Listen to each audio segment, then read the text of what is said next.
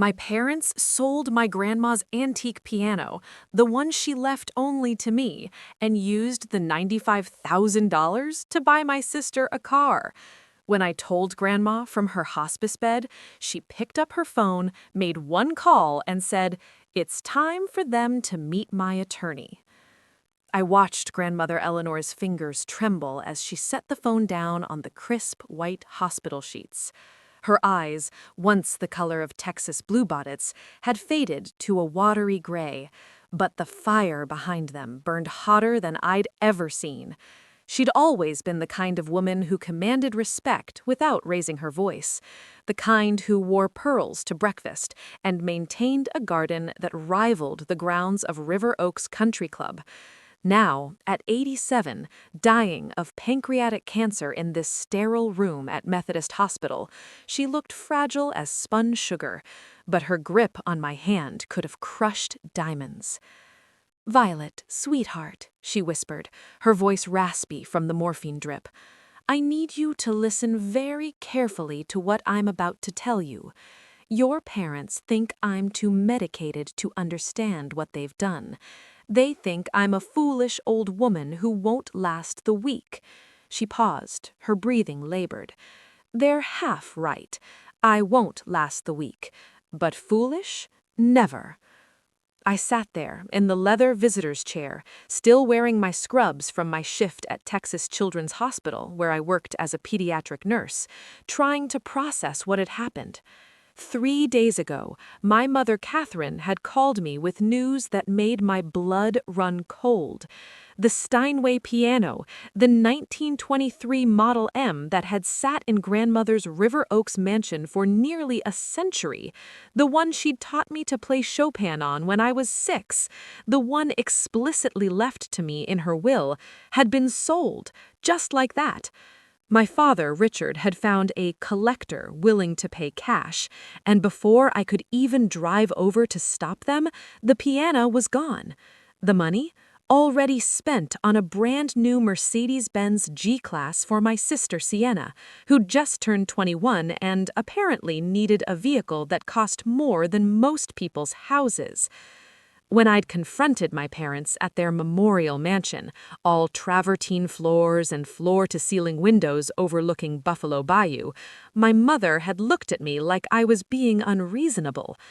"Violet, honestly, you're 32 years old and you live in a one-bedroom apartment in Montrose.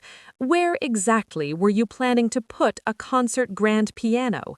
Sienna needed a reliable car for her senior year at Rice. We made a practical decision." My father had simply shrugged, swirling his bourbon in a crystal tumbler, more interested in the Astros game on their massive television than my devastation. "Your grandmother's not going to know the difference, sweetheart. She can barely remember her own name most days." Except she did know. She knew everything, and that phone call she'd just made was about to change all of our lives. "Mr. Whitmore will be here in an hour," referring to her attorney of 40 years, a man so sharp and connected in Houston legal circles that judges called him for advice. "But before he arrives, I need to explain some things. Things I should have told you years ago, but I was trying to protect you. I see now that my protection only made you vulnerable." I leaned closer, my heart hammering. Outside the private room, I could hear the soft beeping of monitors, the hushed conversations of nurses, the antiseptic reality of death approaching on quiet feet. Inside, my grandmother was about to detonate a bomb that would crater my family's foundation. "Your parents have been stealing from me for 15 years, she said flatly. "Not just the piano. That was merely the most obvious, most cruel theft, because they knew how much it meant to you. But they've been siphoning money from my accounts, taking loans they never repaid, forging my signature on documents. Your father convinced me to make him co-signer on several accounts after your grandfather died, said it would make things easier as I aged. I was grieving, I was lonely, and I trusted my own son. That trust cost me approximately $2.3 million. The room tilted. I gripped the armrest of the chair, my nursing training kicking in automatically as I checked grandmother's vitals with my eyes. Her color was still good, her breathing steady despite the revelation she was delivering like she was discussing the weather. "That's impossible," I heard myself say. "Daddy runs his own investment firm. Mother's family has oil money going back 4 generations. They don't need—" "Your father's firm is bleeding money and has been since 2019, grandmother interrupted. "Bad investments, expensive tastes, and a mistress in a high-rise condo in the Galleria area who has very expensive preferences. Your mother knows, by the way. She's chosen to look the other way because divorce would mean splitting assets, and Catherine would rather live in denial with her charity galas and her garden club than face the truth that she married a man who values her last name more than her company." The mistress detail hit me like a physical blow, but even as I reeled, pieces were clicking together. My father's late nights, my mother's increasingly sharp tone when she drank too much wine at dinner parties, the way they'd both been pushing Sienna toward a marriage with Connor Westbrook, whose family owned half the commercial real estate between Houston and Austin. They weren't just spending grandmother's money, they were trying to position themselves for the next cash infusion through my sister. "And Sienna?" I asked, my voice barely above a whisper. "Does she know?" Grandmother's expression softened with genuine sadness. "Your sister is 21 and has been spoiled rotten since the day she was born. They've taught her that the world revolves around her desires, that money appears when she wants it, that consequences are for other people. The car is just the latest example. But Sienna isn't cruel, Violet. She's just never been told no. There's a difference. And maybe, if we handle this correctly, she can still be saved from becoming them." A nurse knocked softly and entered, checking grandmother's IV, adjusting her pillow with professional efficiency. We waited in silence until she left, and then grandmother continued, her voice growing stronger as if anger was a more powerful medicine than anything in that drip bag. "Mr. Whitmore has all the documentation. Bank statements, forged signatures, emails your father was foolish enough to send from accounts he thought I didn't monitor. I've known for 3 years, Violet. 3 years I've watched and waited and documented everything. I didn't want to believe my own son could be so callous, so entitled. I kept thinking he'd develop a conscience, that he'd stop. But then they sold your piano." Her eyes filled with tears for the first time. "That beautiful instrument that your grandfather bought me on our 10th anniversary, that I played for you when you were a colicky baby, that held so many memories of you and me together. They sold it like it was nothing, and they gave the money to Sienna for a car she'll probably wreck within 6 months because she drives like she's invincible. That's when I knew they were beyond redemption. That's when I decided enough was enough." I was crying now too, silent tears tracking down my cheeks as the weight of betrayal settled into my bones. I'd always been the responsible one, the daughter who worked her way through nursing school, who took extra shifts to pay off student loans, who visited grandmother every Sunday without fail. Sienna was the golden child, the beautiful one with our mother's cheekbones and our father's charm, the one who got a new car at 16, a European vacation at 18, a trust fund that I'd never even known existed until it was empty, drained by our parents' greed and desperation. "What happens now?" I asked, wiping my face with the back of my hand, probably smearing my mascara but not caring. "Now we wait for Mr. Whitmore. Now we execute a plan that will ensure you're protected, that justice is served, and that your parents understand there are consequences for their actions. I'm dying, Violet. I have maybe 4 days left, according to Dr. Patterson. I'll be damned if I leave this world without setting things right." She squeezed my hand again. "I'm changing my will. Everything. The house, the investments, the accounts they haven't already bled dry, all of it is going to you. There's a provision for Sienna, a trust she can't access until she's 25, and only if she completes a financial literacy program and holds down a job for at least 2 years. I won't leave her destitute, but I won't enable her to become a carbon copy of your parents either.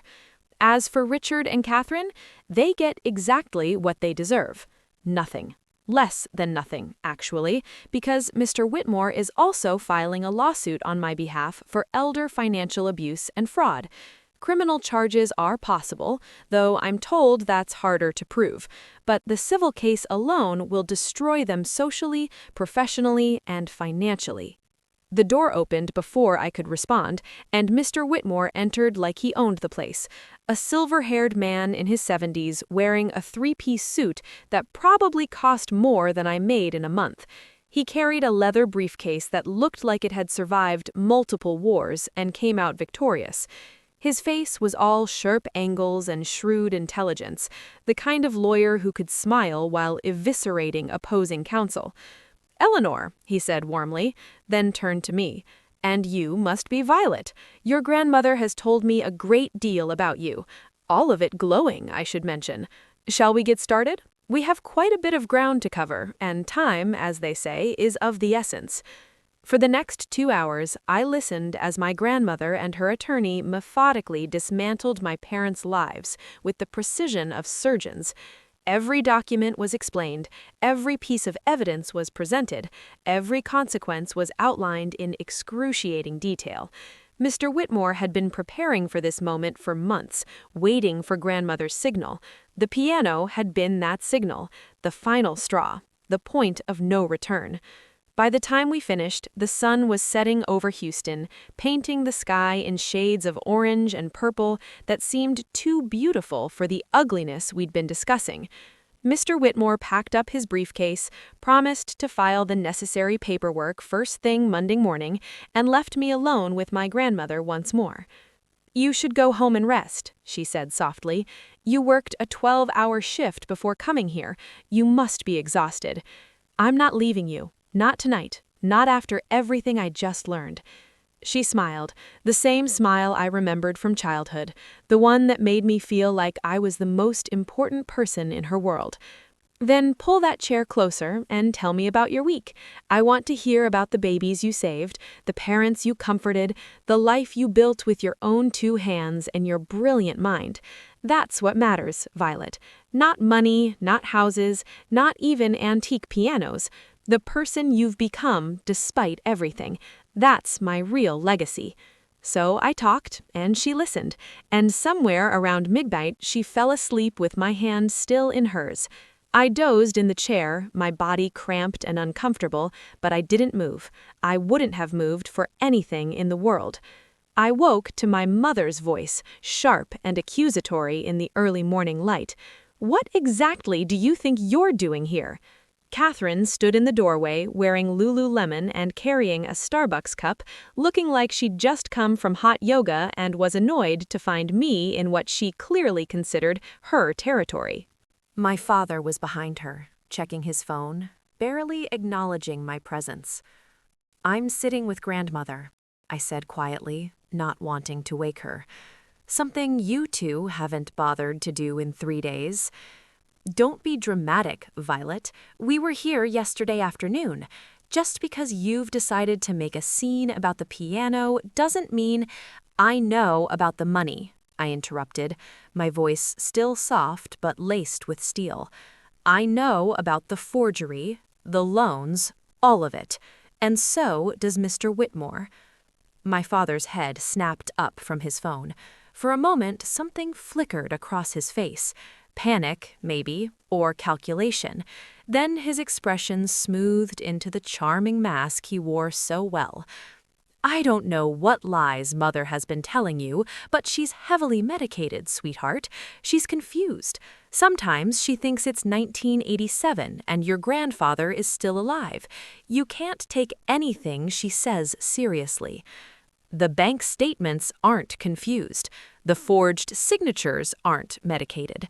The paper trail is very clear and very damning. You stole from her for years, and now there's going to be consequences. My mother's face went white. You ungrateful little witch! After everything we've done for you, everything we've given you, you gave me nothing, I said, standing up, positioning myself between them and grandmother's bed like a shield. I put myself through school. I built my own career. I never asked you for a dime because I saw how you treated money like it was infinite, like it didn't matter who you hurt as long as you got what you wanted. And now you're going to face what you've done. Eleanor will never actually go through with any legal action, my father said, but his voice lacked conviction. She's a proud woman. She won't want the publicity, the scandal. This is Houston. Our families have reputations to protect. Your reputation is about to become very interesting reading in the Chronicle, I said sweetly, because grandmother doesn't care about scandal anymore. She cares about justice, and she's got 4 days to make sure you pay for what you've done. 4 days? My mother's voice cracked. What are you talking about? The doctors give her 4 days, maybe 5 if she's strong, and she's spending every single one of them making sure you can never hurt anyone else again. I watched my father's face cycle through emotions: denial, anger, fear, and finally, cold calculation. This was the man who'd built a career on reading people, on knowing exactly what to say to get what he wanted. But I wasn't a client or a mark. I was his daughter, and I'd learned to see through him years ago. How much? He asked, flatly. How much would it take for you to convince her to drop this, to leave things as they are? The question was so audacious, so fundamentally revealing of who he was, that I almost laughed. You think this is about money? You think I can be bought like Sienna's car or your mistress's condo? There isn't enough money in Texas to make me betray her the way you did. My mother gasped. Mistress? Richard, what is she talking about? Oh, you don't know about Ashley? I said, unable to stop myself. The 28-year-old financial analyst who lives in that beautiful high-rise on Westheimer? The one whose rent comes from grandmother's accounts? You really should do better due diligence, Mother. It's all in the bank statements. The explosion that followed was spectacular. My mother's carefully constructed composure shattered like crystal hitting marble, and suddenly she was screaming at my father in the hallway, causing nurses to come running, while he tried to calm her down with lies that wouldn't stick anymore. I closed the door on their drama and turned back to grandmother, who was awake now, watching me with pride in her faded eyes. Well done, she whispered. I taught you well. You taught me everything that matters, I replied. What I didn't know then, as I held her hand and listened to my family tear itself apart in the hallway, was that grandmother had one more card to play, one more secret that would change everything, one more move in a chess game she'd been playing for longer than I'd been alive. And when Mr. Whitmore arrived that afternoon with an envelope addressed to me, marked to be opened only after her death, I'd realize that everything I thought I knew about my family was just the beginning. The real story, the one that would bring me to my knees before lifting me higher than I'd ever imagined, was still waiting to unfold. But that revelation would have to wait until after she was gone, after the funeral, after I'd had time to grieve the only person in my family who'd ever truly loved me. What was in that envelope would explain everything. Why she'd waited so long, why the piano mattered more than I'd understood, and why my parents' betrayal was somehow both worse and more complicated than simple greed. But I didn't know any of that yet. All I knew was that my grandmother was dying, my parents were monsters, and somehow I had to find the strength to see this through to the end. Grandmother Eleanor died on a Tuesday morning, just as the sun was burning through the Houston humidity, turning Methodist Hospital's windows into sheets of gold. I was holding her hand when she took her last breath, and in that moment I felt something shift in the universe, like a queen had left the chessboard, but her final moves were still in play, unstoppable and devastating. My parents weren't there. They'd stopped coming after our confrontation, too busy meeting with their own attorneys, trying to figure out how to stop the avalanche grandmother had started. Too little, too late. The funeral was held at St. Martin's Episcopal Church, the same place where grandmother and grandfather had been married 62 years ago. The sanctuary was packed with Houston society, oil families, real estate moguls, philanthropists, and politicians, all there to pay respects to a woman who'd been a fixture of River Oaks elegance for nearly 9 decades. My mother wore black Chanel and enormous sunglasses, playing the grieving daughter-in-law with an Oscar-worthy performance.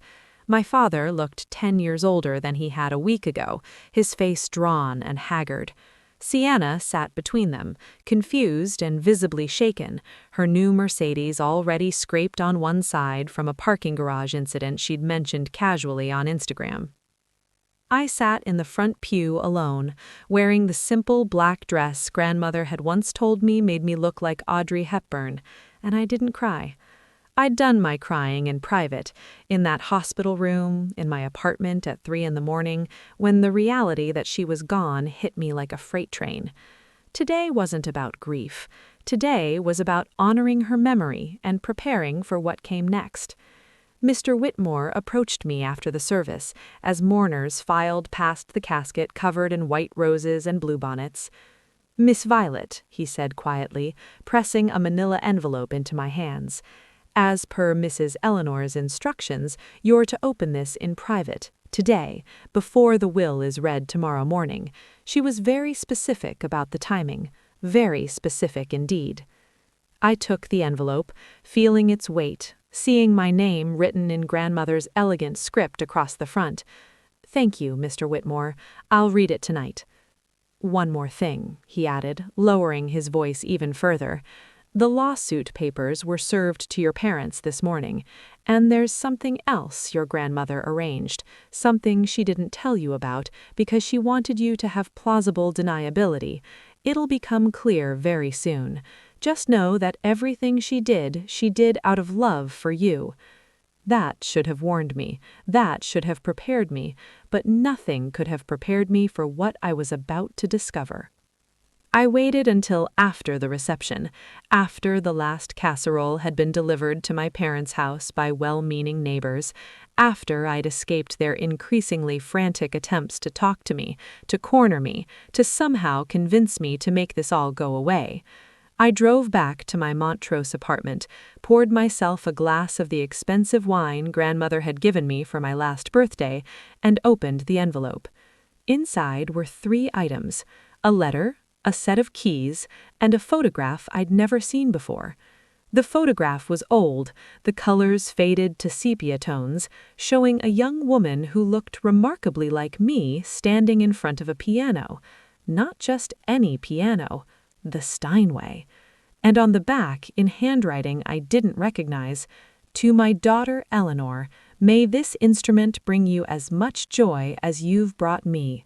All my love, Mother." My hands started shaking before I even began reading the letter. "My dearest Violet, if you're reading this, I've moved on to whatever comes next, and you're about to learn the truth I should have told you years ago. The piano wasn't just a family heirloom. It was the last piece of my mother, your great-grandmother Charlotte, who was a concert pianist of extraordinary talent. She performed all over Europe in the 1920s until she fell in love with an American oil man, my father, and gave up her career to move to Texas. That piano was her most prized possession, the one thing she couldn't bear to leave behind. When she died in 1982, she left it to me with specific instructions. It was to be passed down to the granddaughter who showed the most musical promise, the most dedication, the most of her spirit. That was always going to be you, Violet. From the moment you were 3 years old and climbed onto that bench, plunking out Twinkle, Twinkle, Little Star with such determination, I knew you were Charlotte's true heir. But the piano holds a secret, one I didn't discover until after your grandfather died, and I had it professionally appraised for insurance purposes. Hidden inside the piano's frame, built into the very structure by craftsmen in Germany, is a compartment, a safe, if you will, and inside that safe is something worth far more than $95,000. Inside are letters, documents, and jewelry that belonged to Charlotte, including a diamond necklace given to her by a European duchess, appraised at over $800,000. There are also bonds, bearer bonds from the 1920s that have matured into a small fortune, approximately $1.2 million if my calculations are correct. Your great-grandmother hid these treasures in the one place she knew they'd be safe, in the instrument she loved more than anything except her family. I never told your parents about this. I never told anyone except Mr. Whitmore, and I made him swear to secrecy. I was waiting for the right time to tell you, waiting until you were old enough to understand the responsibility. But then they sold it, and in their greed and ignorance, they handed away a treasure worth nearly $2 million for $95,000. The irony is almost poetic. Here's what you need to know. Mr. Whitmore has been tracking the piano. He knows exactly who bought it, and he's been in contact with the buyer on your behalf. The buyer is a musician, a professor at Rice University's Shepherd School of Music, who purchased it for his wife's birthday. He's a good man, and when Mr. Whitmore explained the situation, not the hidden treasure, just that the piano was sold without the rightful owner's knowledge, he agreed to sell it back to you at cost if you can meet his price within 30 days. The keys in this envelope are to a storage unit I've maintained for the past 15 years. Inside, you'll find items I've been collecting, selling, and converting to cash, jewelry I no longer wore, artwork your grandfather left me, stocks I cashed out strategically. It's not quite enough to buy back the piano, but it's close. You'll need to come up with about $20,000 more. I wish I could give you everything outright, but I've done what I can with what your parents left me. The storage unit combination is our song, the Chopin Nocturne I taught you when you were 10. You'll remember. Once you retrieve the piano and access the hidden compartment, you'll have the resources to build the life you deserve.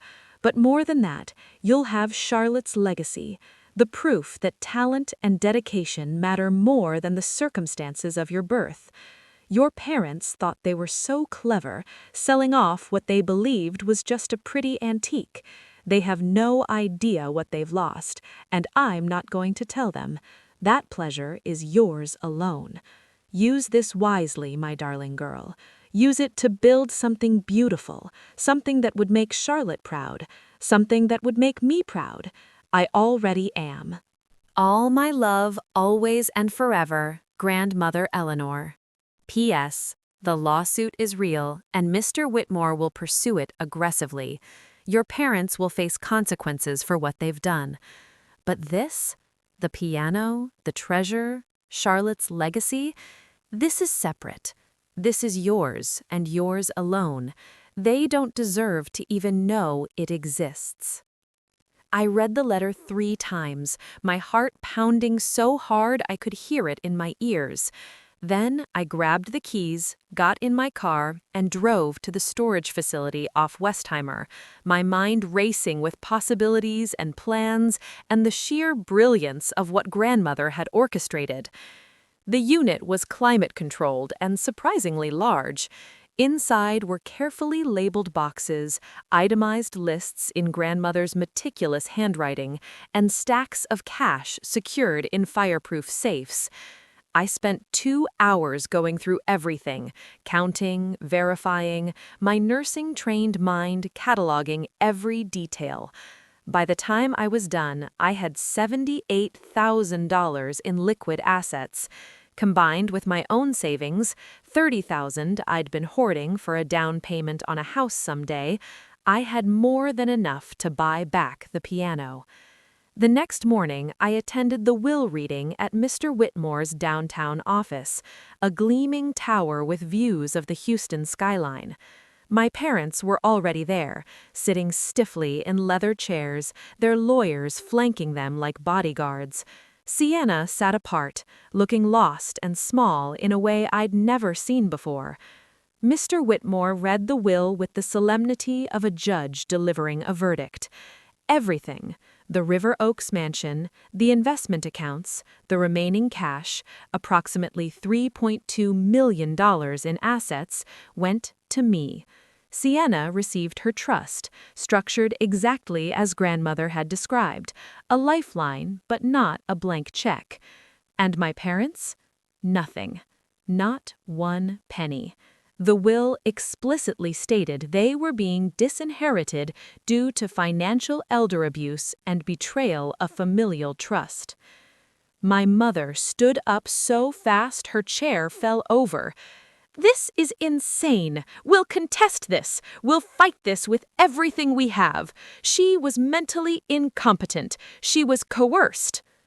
"Mrs. Patterson," Mr. Whitmore interrupted smoothly, "your mother-in-law was evaluated by 3 separate physicians in the weeks before her death, all of whom confirmed her complete mental competency. Additionally, this will was drafted 4 months ago and updated as recently as 1 week ago, with video documentation of Mrs. Eleanor explaining her reasoning in detail. You're welcome to contest, but I should warn you that doing so will only extend the legal proceedings and increase your mounting legal fees you no longer afford, given that your assets have been frozen pending the outcome of the civil lawsuit for elder financial abuse." My father's face turned an alarming shade of red. "You froze our accounts? That's illegal. We have rights." "You have the right to an attorney, which you've exercised. You also have the right to face the consequences of fraud, forgery, and theft from a vulnerable elderly person. The evidence is overwhelming, Mr. Patterson. My advice would be to settle quickly and quietly before criminal charges are filed." I sat there, watching my parents' world collapse, and I felt nothing but a cold, clean satisfaction. This was justice. This was what happened when you betrayed the people who loved you, when you valued money over family, when you thought you were too smart to ever face consequences. Sienna suddenly burst into tears. "I didn't know," she sobbed, looking at me with genuine horror in her eyes. "Violet, I swear, I didn't know about any of it. They told me the piano was theirs to sell, that grandmother had agreed, that you were being difficult about it. I thought I was just getting a graduation present. I didn't know about the stealing or the forging or any of it." I looked at my baby sister, 21, and finally seeing our parents for what they really were, and I felt my anger soften just slightly. "I believe you," I said quietly. "You were raised to be selfish, but you weren't raised to be cruel. There's a difference. What you do now, that's up to you. But you should know that grandmother loved you enough to protect you from becoming them. Don't waste that gift." Over the next 3 weeks, I bought back the piano. The professor and his wife were gracious and kind, inviting me to their home to see how well they'd cared for it, how much they'd treasured it even in the short time they'd owned it. When I told them it had been my great-grandmother's, that she'd been a concert pianist, the wife actually cried. "It belongs with you," she said. "We can find another piano. This one has a soul, and it's yours." I had the piano delivered to the River Oaks mansion, my mansion now, and spent an entire evening alone with it before I finally opened the hidden compartment. The mechanism was so cleverly disguised that even the professional restorers who'd worked on it over the years had never noticed. But grandmother's letter had included detailed instructions, and when I pressed the right combination of keys while simultaneously releasing a small catch inside the music stand, a panel slid open with a soft click. Inside was everything she'd promised. Letters in German and French, photographs of Charlotte performing in grand concert halls, the diamond necklace in a velvet case, and a leather portfolio containing bearer bonds with dates from 1924. I sat on the floor of the music room, surrounded by treasures, and I finally allowed myself to cry. Not from grief this time, but from overwhelming gratitude and awe at what grandmother had done for me. The next morning, I took everything to Mr. Whitmore, who arranged for proper appraisals and the complicated process of redeeming century-old bearer bonds. His estimate had been conservative. The total value was closer to $2.4 million. Combined with my inheritance, I was suddenly worth nearly $6 million. But the money wasn't the point. The point was that my parents had sold priceless history for a fraction of its value, had traded away a legacy they didn't even understand for something as meaningless as a clar.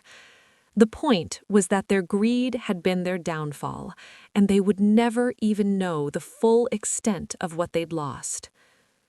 The lawsuit concluded 4 months later. My parents settled to avoid criminal prosecution, agreeing to repay the $2.3 million they'd stolen with interest. Since they didn't have that kind of money, it meant selling their memorial mansion, liquidating every asset they had left, and my father declaring bankruptcy for his investment firm. The scandal destroyed them socially. No more charity galas for my mother, no more country club memberships, no more pretending they were Houston royalty. They moved into a modest townhouse in Katy, the kind of suburban anonymity they'd always looked down on, and last I heard, my father was working as a financial consultant for a small firm that probably didn't know about his history. My mother stopped calling after I refused to help them, after I made it clear that the consequences they were facing were entirely of their own making. Sienna surprised me. She completed the financial literacy program, got a job as a teaching assistant at an elementary school, and actually seemed to be growing up. She sold the Mercedes, couldn't afford the insurance and maintenance anyway, and bought a sensible used Honda. We met for coffee sometimes, carefully rebuilding a relationship that had been poisoned by our parents' favoritism and manipulation. She would never have access to her trust for 4 more years, but she was learning to live without it, and I could see grandmother's wisdom in that structure. Sienna wasn't a bad person. She'd just never been given the chance to be a good one. As for me, I kept working at Texas Children's Hospital for another 2 years because nursing wasn't just a job, it was a calling, and money didn't change that. But I also started a foundation in Charlotte's name, providing scholarships for young musicians who couldn't afford instruments or lessons, giving kids the opportunities my great-grandmother had cherished and my grandmother had valued above all else. I converted one wing of the River Oaks mansion into a music school, offering free lessons to underprivileged children, and every Sunday afternoon I played the Steinway, the same Chopin nocturnes grandmother had taught me, the same pieces Charlotte had once performed for European royalty. The piano sat in the place of honor in the music room, and sometimes, when the light hit it just right, I could almost see grandmother sitting beside me on the bench, her hands guiding mine, her voice soft and encouraging. "You're doing beautifully, darling. Charlotte would be so proud. I'm so proud." 6 months after everything was settled, I received a letter from my mother. Just 1 page, handwritten on plain paper, because she couldn't afford her fancy monogrammed stationery anymore. It said, "I know you won't forgive me. I'm not asking you to. But I need you to know that I see now what we did, what I allowed Richard to do, what I enabled. I was so afraid of losing the life I'd built, the image I'd created, that I lost everything that actually mattered. You and Sienna. mother's respect, my own integrity. The piano was never yours to sell, but I told myself it was fine because you didn't have room for it anyway. I've been telling myself lies for so long I forgot what truth felt like. I hope someday you can forgive me, but I'll understand if you can't. You were always the strong one, the honest one, the one who didn't need us to tell her who she was. I wish I'd learned from you instead of resenting you for it. I read the letter once, folded it carefully, and put it in a drawer. Maybe someday I'd respond. Maybe someday I'd be ready to have that conversation. But not today. Today I had children to teach, music to play, a legacy to honor, and a life to build that had nothing to do with my parents' choices and everything to do with the women who'd come before me. Charlotte, who'd given up fame for love but never gave up her music, and grandmother Eleanor, who'd played the longest, most brilliant game of chess I'd ever witnessed, protecting me even from beyond the grave. The morning after I'd retrieved the treasure from the piano, I'd received one final communication from Mr. Whitmore, a video file on a secure drive. In it, grandmother sat in her hospital bed, weak but smiling, recorded just days before she died. "Hello, my darling Violet," she said to the camera. "If you're watching this, then you found Charlotte's legacy, and you understand now what your parents threw away in their ignorance and greed. I wish I could be there to see their faces when they realize what they've lost, but I suppose I'll have to imagine it from wherever I end up.